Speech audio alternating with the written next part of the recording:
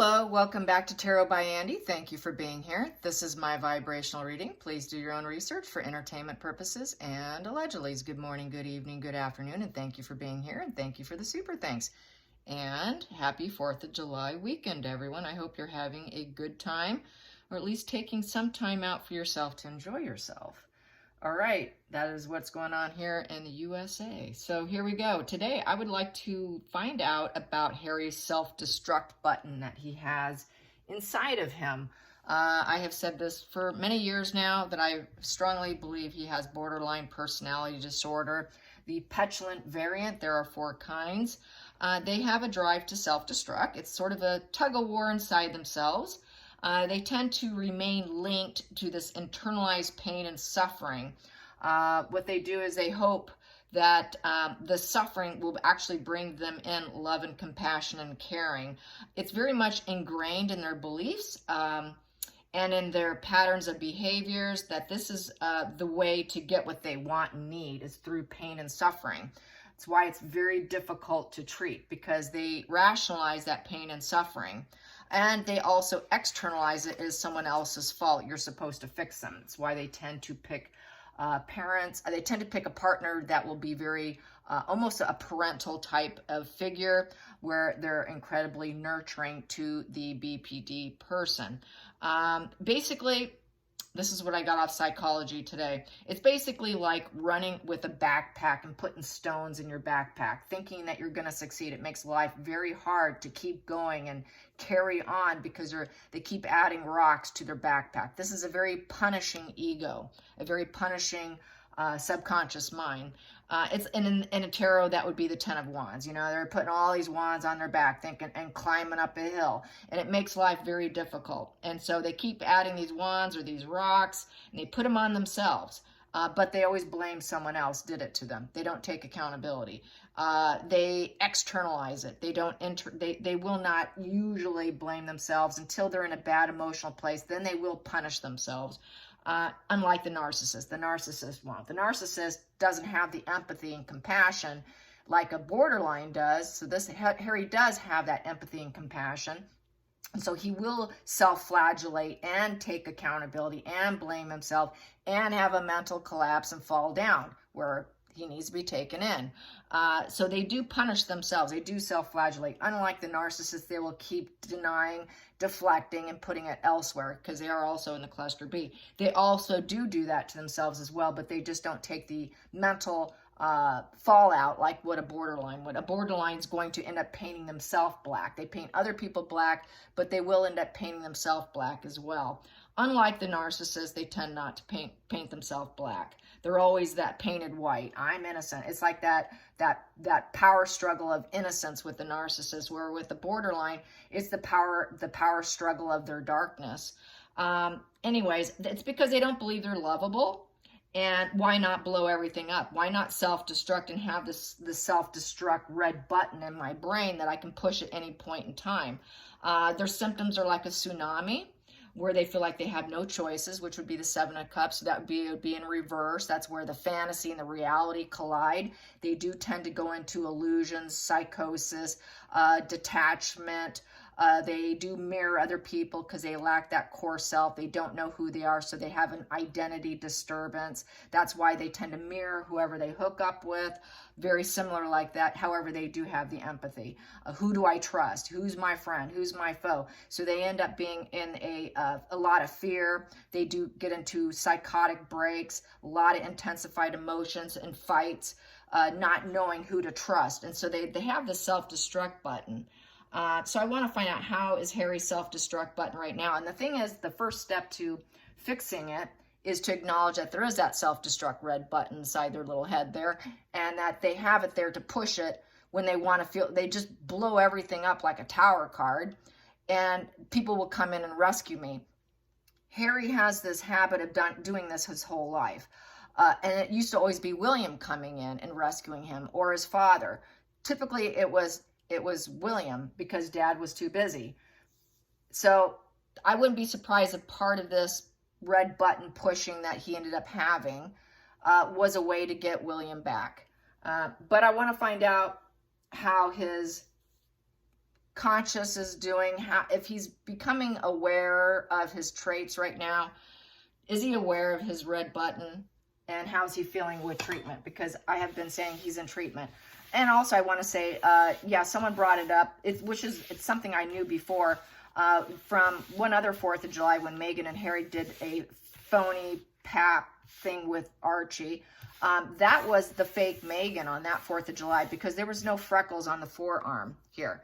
If you compare arms, Meghan's is riddled with freckles. Her body double is smooth and clean. There's a difference there. I'm thinking now with that last pap walk that was a fake Harry and the real Meghan. That's what I'm thinking right now. Looking back at pictures, I think it really was Meghan, but definitely not Harry. So that's where I'm standing on that. So let's get, how is Harry feeling? Because he's in treatment. She has to go into correction mode and pull out a fake Harry. That's why there was glasses, because there's differences in the face. That's why there was a hat. Also, the fake Harry, also from that one 4th of July fake pap, basically it was like the same hat and the same t-shirt going back in time. And so it's like almost like an extra pulling out that wardrobe. Oh, I got this gig, I'll pull out that outfit again. So, you know, she likes to play with the mind. She really gets off on it.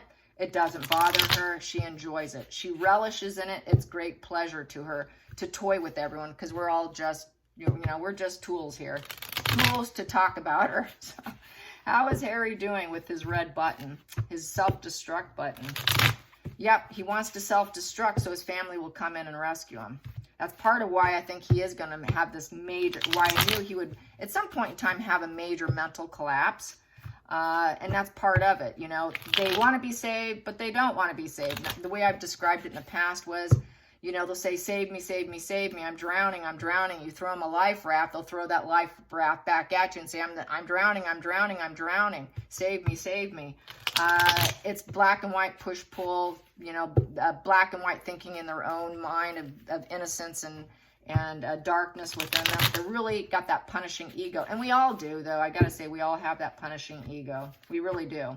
And you will hear it out of the blue. You will say something very disparaging to yourself, something very cruel to yourself.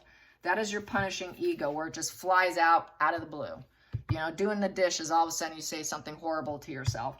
That is that punishing ego, and we all have it. So I'm not going to say that we don't have it. We all have it. We're all capable of it. Everybody has it. If you're walking the planet, you got it. And that's where we have to become aware of it too. We all have some sort of a self-destruct button within ourselves, being our own worst enemy. So how is Harry feeling? How is Harry feeling with his self-destruct button? Is he becoming aware of it? Is he becoming aware of it? Because that's the very first step they have to do with a patient. Are you aware? You can't go anywhere until they acknowledge it. So is Harry acknowledging his red button? Is Harry acknowledging his red button? Is Harry acknowledging he has a self-destruct button? Is he acknowledging that he has a self-destruct button? Well, he feels like, I think with this button, with this, Markle's the trigger here. She's the one. He listens to what she says. So she's chirping in his ear. Right now, he's hearing her voice, telling him what to do, how to operate his life. She's the right person. She's always the right person. Meghan's his go-to person. Meghan has been his William, the one to fix it. So he realizes she's been the one to fix it for him. When he gets that way, she has all the answers, but it doesn't work. She doesn't have the skills or the expertise to handle his mind or his red button. And so basically he feels like an outcast. There's a lack of ability for Markle to do it. She won't accept him. So she probably uses it against him because she's not going to be accepting, no approval. So she doesn't self-soothe him emotionally because the Queen of Swords does not self-soothe. She will go logic, but if you want someone to cry on her shoulders and make you feel better about yourself, she's the wrong person. She only does logic. She will not do emotions. Just leave out the heart. And so this is why it's not effective, because he needs compassion and understanding. Like what I was saying, they do it in hoping to get love.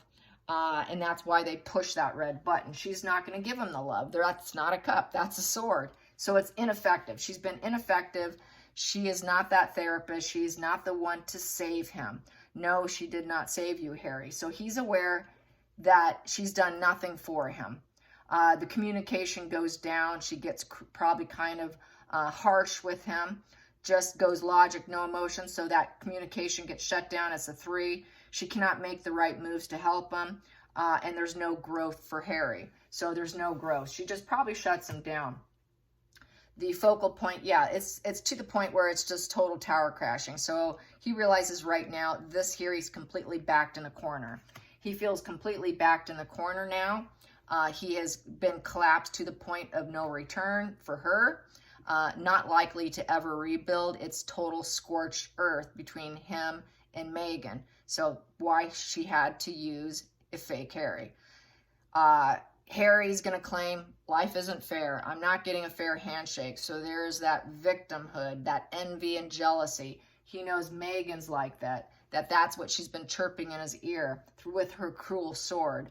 Ruthlessness, maliciousness. And the reason why she's malicious and ruthless is because she feels life isn't fair. So being BPD, he's mirroring that energy, which I've been saying all along. He's been mirroring her to get her acceptance and looking at her as the almighty voice for him, the favorite person who gives me and tells me how to live my life. This is why he always had a handler, because he needs someone to manage him and control him and to help guide him. He cannot do it by himself. He's that sick. He's always been that sick. Not all of them are like that, but he's got it pretty severe. I'm going to go to the next positions here.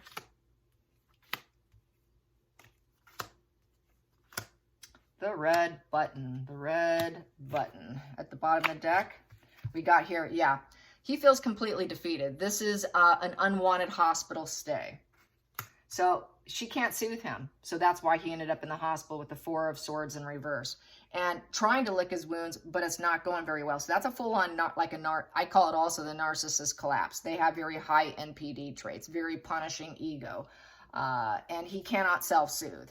They cannot self-soothe themselves, and so they oftentimes will end up in the hospital. So that's why he landed in the hospital. Because also she had him off medications. Remember that. She stripped him of what he needed.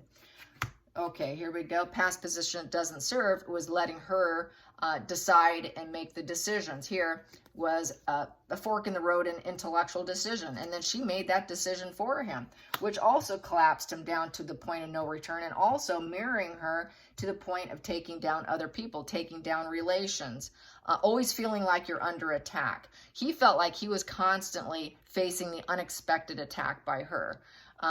You know, and he was constantly at one point in time probably trying to reevaluate his values, but it was definitely a reversal of fortune being with her. There was no change coming. He was probably hoping change would come, like with every tower crashing moment they were having to rebuild. It got to a point they cannot rebuild. She cannot rebuild. She's always saying, we can rebuild, we can rebrand, we can do this, we can do that. I'm the thought leader. I will plan this out, the next move. Her next moves are failing to the point where communication by people don't want to work with them. Low-level job. She's not a master of intellect. She's not a master of planning. She's not a master like she paints herself to be, to the point where he just realized she's no master. I pushed my self-destruct button because she can't fix the problems. Plus, I'm not getting the emotions and I'm not getting the compassion and empathy coming from an ice queen in the deck. So no compassion, no understanding. And then he realized, I don't love her anymore. I'm painting her black. So there he is. Harry painted her black. I'm completely defeated, to the point going to the hospital. Feelings in the situation? She's right. Maybe, you know, is she right or is she wrong? Should I cut her out? Should I keep her? There's that confusion, that mental confusion, depending on what the sword is welded and who's welding it. It can be for good purposes or unnoble purposes. So he's in a state of confusion, but painted her black. Hidden under the energy here, he knows she's a liar. He knows she's a shady character, that she likes to take shortcuts. She'll take what she wants and leaves. So this is kind of that grifter. I'll take what I want, I'll go and I'll put very little effort into it. I just want what I want. I'm a shady character. I'm a snake in the grass that will work against you. He realizes that Megan was working against him, that she was never in love with him. That's brilliant. That's good. He's also, but he's questioning. I don't know, you know, do I know or don't I know? Because that could be cutting out also. He's thinking of cutting out completely. So, you know, should I stay or should I go? She's painted black. So there is a little bit of mental confusion, but he's starting to open up and get some mental clarity. At least he's questioning his red button. He's questioning the relationship. So the outside influences, yeah, he knows that everything's been morally corrupt. And that the universe is playing fair at this point in time, and they're not getting what they want. There's no balance. This is consequences from previous behavior, and it's not going in their favor. So a lot of people, because of their behavior, a lot of people have cut them out. That's a surgery card. The Ace of Swords is like cutting out. So a lot of people are cutting out on them. So the universe is playing fair, and they're not getting what they want. That's karma coming back and biting both of them. So he's realizing the karma. So he wants to take a new path. He wants to take a fearless new beginning with his free will and hope that he can heal and improvise for the future. So he's going to take a risk. He's going to take a step back from the relationship. Here, this is a bad omen, a bad nightmare, weeping, crying. Life is just completely falling apart. This is the crying card. It's the crying card, the rumination, bothered conscience. The spiral of negative emotions is what caused him to go into a mental collapse and end up in the hospital, because this Four of Swords is an unwanted hospital stay card. So now that he's in the hospital, he's able to take a step back from that horrific rumination. This here is rumination here, because your conscience is bothering you. So his conscience was bothering him so much. Now he's in the hospital. They're going to medicate him. He can take a step back from it so that he can do therapy and address that red button, that you have this self-destruct button. So that's good. Now that they've got him medicated, this here will allow him to look at the red button, look at his punishing ego, look at his black and white thinking, and the fact that everything's a fail, and that he played a role in it, and he did it because he was sick. He was very sick, and she really took advantage of his emotions. Also, with this position here, shows that she is just a love fraud. She's a love fraud. She never loved him. She never cared about him. It was all about manipulation and seduction. So there was never love there. And he's starting to wake up. He is. He knows he's getting what he deserves. So that's good. He's going to take accountability. Knowing that you screwed up and everything you did was unfair and unjustified, and getting what you deserve, and the fact he's opening up to it, and that he wants out, and he's going to take a step back so he can heal himself, is beautiful energy. It actually is beautiful energy for someone who's been very sick and entangled. So I think he's going to find some improvement in himself. He knows it's been very devil energy. It was just an enmeshment of seduction. There was no love there. There was no middle ground. There was no negotiation being with her. He became that way as well. She triggered through that collapsing, him constantly collapsing and rebuilding, breaking down a person, caused his dark side to come out, where he was living in his dark side, his black, painting everyone else black. He became black, but it's a projection. He projected that blackness. Everyone's evil. Everyone's dark. It's not my fault. That's externalizing, like a narcissist, because they have high narc traits, that it's their fault, it's not mine. I had nothing to do with it. It becomes non-negotiable with that temperance in reverse. There is no changing their mind. He realized nobody could change his mind until he went down into a full mental collapse and pushed that red button. He did push the red button, and that devil energy enslaved him. By being married to her, getting more mentally sick, he became in a new prison. He always claimed that William and everyone else, the royal family, was a prison. Well, he woke up to the fact he created, and he participated in his own mental slavery, his own mental prison, by enmeshing with someone who was nothing but a love fraud, didn't care about him, and there was absolutely no negotiation, no balancing of opposites. Everything's in extreme, absolute extreme. There's no middle ground there. There is no peace. You know, he could not avoid extremes being with her and also being in that mental prison. But he's starting to take a step back from that mental prison. This is also sort of a mental prison card with tears and rumination and a bothered conscience. So he has to take a step back and start to forgive himself for the devil enmeshment and everything that occurred. And painting himself black, painting everyone else black, that really is a projection, you guys, because he was feeling that inside himself, so he had to reassign it that it's everybody else, it's not me, in order to survive, because he was so caught up in his head. And that's what they do. They cannot take accountability because it's too painful. They have very raw nervous system, very temperamental. They cannot handle the shame, because you got to remember, they're like an 8-year-old on a good day, and on a bad day, they're like a 2-year-old. He's got that arrested development. So he couldn't take that accountability. So when he went dark, he painted himself dark. He did paint himself dark here. He didn't like living with it. It was a prison. That's why he went into full mental collapse. He did not like living in that headspace. So now he wants to take that step back and clear his brain of it. I think it's going to happen. He realizes what he's been involved in. And that's the most important thing, is to realize that she never loved him. She never loved him. And he's pushing that red button and painting her black now. He knows she's cruel. There's never going to be empathy and compassion. There's no loving cups on the table here at all. It was all about her job. It was all about her becoming a master, as skilled, and having this high profile position. It was all about her abilities, what she can do. It was all about Megan getting approval by others, being accepted by any group, organization, Hollywood, becoming a president of the United States. It was all about Megan getting the approval. And she was never going to give the approval to him, because it was always about her. It was always a lie. It was built on a lie. So he realizes everything was built on a lie. That is absolutely brilliant. Good for him. I think he's going to turn a road, and I think he's going to start to heal. He may end up, for the first time in his life, actually realize how vulnerable he is to these types of individuals, this kind, and probably never get entangled again, because he's going to start to open up about himself. He needs to educate himself on his own brain, his own traits, symptoms, how he behaves, how he relates to other people.